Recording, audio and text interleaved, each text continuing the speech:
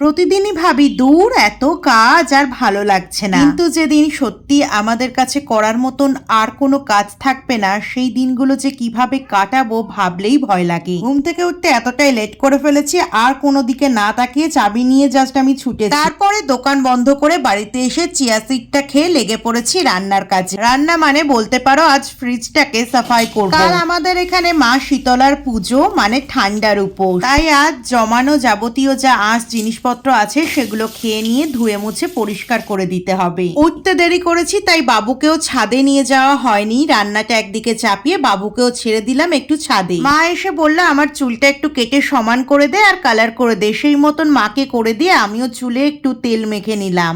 আজ চান করতে অনেকটাই লেট হবে, এদিকে খিদেও পেয়ে গেছে, তাই মা মেয়ে দুজনে খেয়ে নিলাম। মুখে ফেস প্যাকটা মেখে দৌড়ে গেলাম ছাদে, আর গিয়ে দেখি পুরো ওয়েদারের এইরকম অবস্থা। স্নান করার আগে আজ নিচের বাথরুমটাও ভালো করে ক্লিন করে দিয়েছি। তারপরে আমি ঘুমিয়ে পড়েছিলাম, আর মা দেখি পাঁপড় ভাজা আর চা নিয়ে এসেছে। এমনিতে আজ আমার দোকান বন্ধ, কিন্তু যেহেতু বৃষ্টি হচ্ছিল তাই খুলেছিলাম, কোথাও আর যাইনি। আজ মনের মতন করে নিজের আলমারিটাকেও পরিষ্কার করে। কাল যেহেতু শীতলা পুজো তাই আমাদের আজ রান্না হবে, কাল খাওয়া হবে, মানে পান্তা ভাত। তার জন্য আমি আজই শুকনো লঙ্কা জিরে ভেজে রেখেছি, আলু দিয়ে মাখবো। সবশেষে আমার বাবু মশাইয়ের বডি ম্যাসাজ করে আজকের দিনটা শেষ করছি।